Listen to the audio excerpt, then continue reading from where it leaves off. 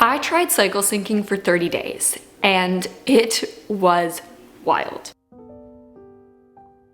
Cycle syncing is the practice of aligning your diet, exercise, and lifestyle with the 4 phases of your menstrual cycle, living in sync with your body's hormonal rhythm, supporting its needs through each stage, and leaning into your strengths in each short season. I first learned about cycle syncing a year and a half ago, and I was very excited by the concept. Initially, I jumped all the way in and decided to try and change everything about how I lived my life overnight, which shockingly didn't work super well. After realizing this was something I'd need to incorporate over time, I slowly started shifting my habits, my diet, learning and practicing little things to try and establish a good foundation for my health.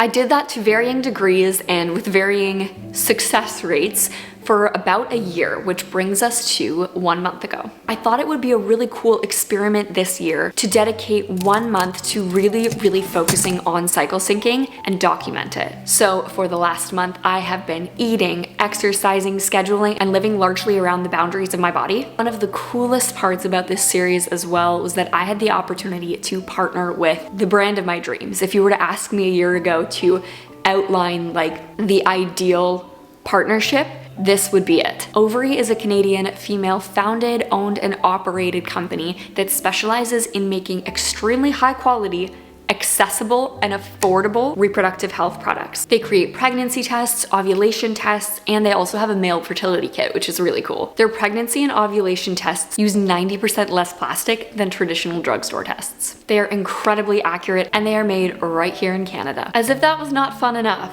guess how much they cost? Compared to leading brands, which I have purchased many times and spent far too much money on, ovary tests retail for $2 per test and come in boxes so that you are stocked up and ready to go for whenever you just want that peace of mind. Their tests are incredibly easy to get a hold of. You can find them in Rexall, on their website, and most recently at Shoppers Drug Mart, which is so exciting and fun. I'm going to be sharing the whole last month of cycle syncing in a 4-part series here on my channel. If this is something you are interested in, I got a lot more coming your way very soon. But in today's video, I want to give you a bit of a recap and share a few key things that made a huge difference for me.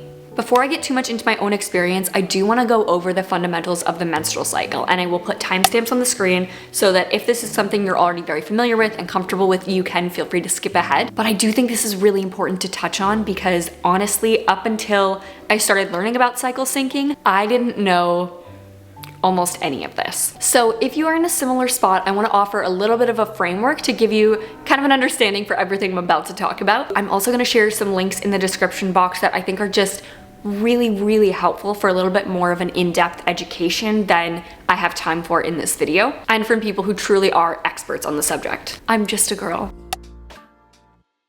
There are 4 phases of the menstrual cycle, and day 1 of your cycle is always going to be the first day of your period. During your menstrual phase, all of your hormone levels are low, your body is doing some detoxification, and you are losing a lot of blood. This is an important time to be replenishing nutrients and minerals. Some fatigue is very normal during this phase, but your period should not be completely debilitating. I think so many of us grew up with severe discomfort or pain being taught as the normal or something that was just inevitable we would have to live with no matter what. Your period side effects can be indicators of hormone imbalance or other things going on in your body that you might want to get checked out. In many ways, your period is actually like a monthly report card on your health and well-being, which is so cool. When your period ends, you'll enter your follicular phase. During this time, estrogen levels start to rise in your body, and you'll also have a greater presence of FSH, which stands for follicle stimulating hormone. Roughly 15 to 20 eggs are starting to mature in each of your ovaries, each egg in its own follicle. And as estrogen rises, the follicles get larger. Eventually, the largest follicle will release an egg, which is when you ovulate. Your follicular phase often comes with a burst of energy and creativity. This is honestly my favorite phase of the menstrual cycle because I've gone from having like kind of a cozy, restful week on my period to feeling like I want to get out of the house. I want to go do things. I want to go to the beach. I want to go see my friends. I feel like moving my body and exercising and just doing things. This phase is typically no longer than 14 days, but if you do have an extended cycle, it's likely due to an extension of the follicular phase. Because this is pre-ovulation, your body is trying to be very sensitive to the environment, which means that if you are under a lot of stress, even due to good things in your life, it might just push it back and delay it a little bit. Moving into your ovulatory phase. This is the shortest phase in your cycle. Depending on who you talk to, not everyone actually considers this to be a phase. I kind of count this as the 2 to 3 days around when I know I'm ovulating. When the egg is released, it's gonna hang out for about 24 hours in the hopes of being fertilized. And if it is not fertilized, then it's going to disintegrate. The follicle will become what we call the corpus luteum, and your body moves into your luteal phase. The luteal phase lasts roughly 14 days. Typically, this time frame is not super flexible. The corpus luteum starts to release progesterone, which is going to replace estrogen as the dominant hormone for this phase. Progesterone prevents your body from releasing any other eggs for the duration of your cycle, and it's also the hormone that causes your uterine lining to start to, start to thicken leading up to your period. During the luteal phase, you're probably going to start to feel that pre-period wind down, so your energy levels will start to dip. You might feel your social capacity start to slow. I always find myself craving more downtime during this period. During this phase is probably a better word. And then when you get your period, the cycle will start again. That is a very brief overview of a truly fascinating and incredible function of the human body. Now, I do want to stress that I'm not an expert, I'm not a doctor, and while it is my intention to bring you valuable information, inspiration, and ideas, this is not personal medical advice. Let's talk about my month of cycle syncing. This is something that I have kind of been trying to incorporate slowly over the last year. I've shared a bit on my channel as well about my health journey in terms of food this year. I've been really focusing on correcting a habit I developed of unintentionally under eating. So I have been gaining some weight. I'm really trying to increase my caloric intake. One thing I have seen a lot on social media is sometimes people discover cycle syncing and then they're like, this will fix all of my health problems if I just eat this thing during this week. And there are definitely certain foods and things you can do to support your body, but if you don't have a good foundation of healthy habits in general, it's probably not going to do that much for you. And I just think that's important to be said. Another piece of context, which I did touch on in the series, I am currently in the process of getting tested for endometriosis. This is something that I debated sharing just because it feels very personal for me and a little bit vulnerable to share when I don't have a diagnosis one way or the other yet, and if I get a diagnosis, I don't know how I'm gonna feel. There's a lot of questions in that realm for me, but I also felt like it was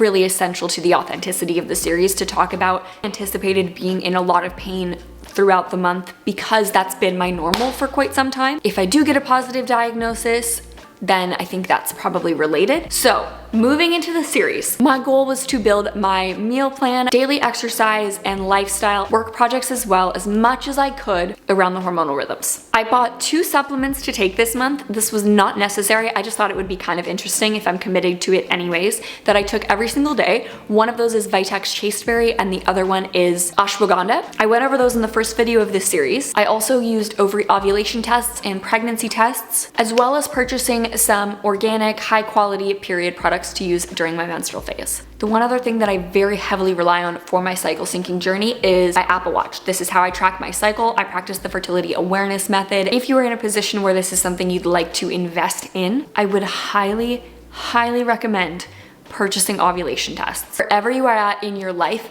if your goal is to conceive or not conceive, whether you are sexually active or not, ovulation tests are so helpful in learning how to track your cycle, which will ultimately allow you to most effectively sync your cycle with your life.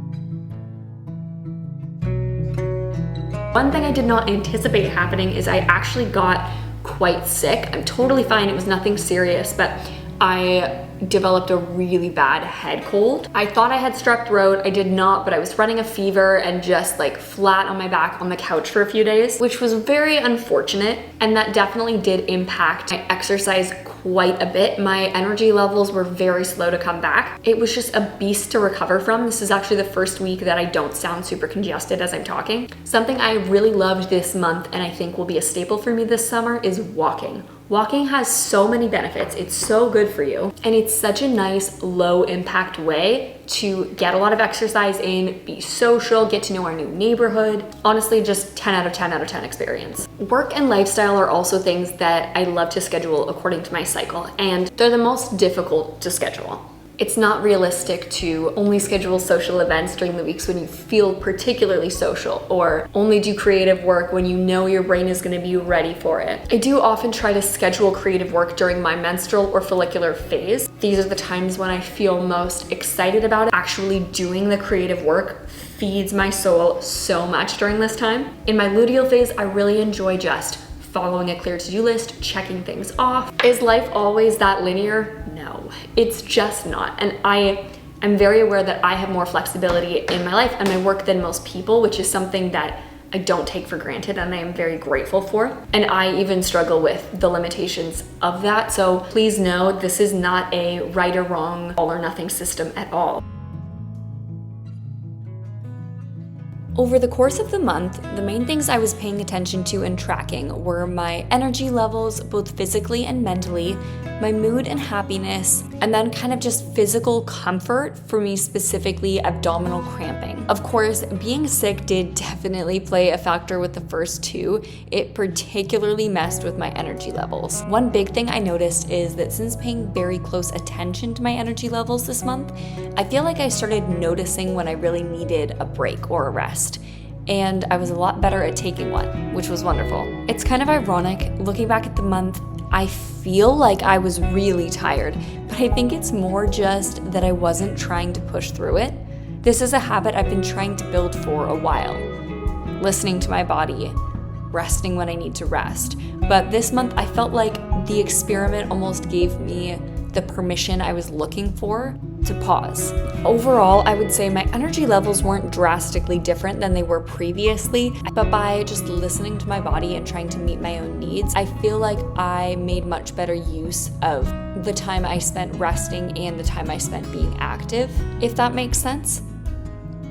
My mood this month was drastically better than the previous, and I don't think that cycle syncing was the only reason for that, but I do think it was absolutely a factor. It felt really good to be eating well consistently, taking care of my body, just feeling strong and confident. Now, I wasn't expecting a lot from my cramping and pain this month because it's been something I have been working on for a while. There was something really wild that happened. That shocked me during this experience. So I'm accustomed to having cramps most of the month, and that was true for me in this case as well. Now, my period cramps typically are very, very severe, and that's something I filmed a preface in the series of like, hey, just so you guys know, I don't want to normalize the intensity of period cramps. I'm pretty sure mine are tied to this condition. I can't say that definitively, but just want to get that out in the open before I actually start my period. And this comes after a month of being very intentional with trying to eat well, moving my body, resting when I felt like I needed to. Rest was a huge part of my month. Just listening to my body when it felt like I needed to slow down. I didn't even come close to needing to take any kind of pain medication. I used a heating pad once, and I had the most convenient, comfortable period experience maybe of my entire life, which quite honestly shocked me. I didn't really anticipate anything that different happening this month because I have been building up a good foundation to try and take care of my health. My period was not pain-free, but it was significantly more bearable, tolerable. It didn't really stop me from living my everyday life. Day 2 of my period is usually the worst for me, and I think it was on day 2 or day 3, I ended up going for a 2-hour walk with a friend of mine and felt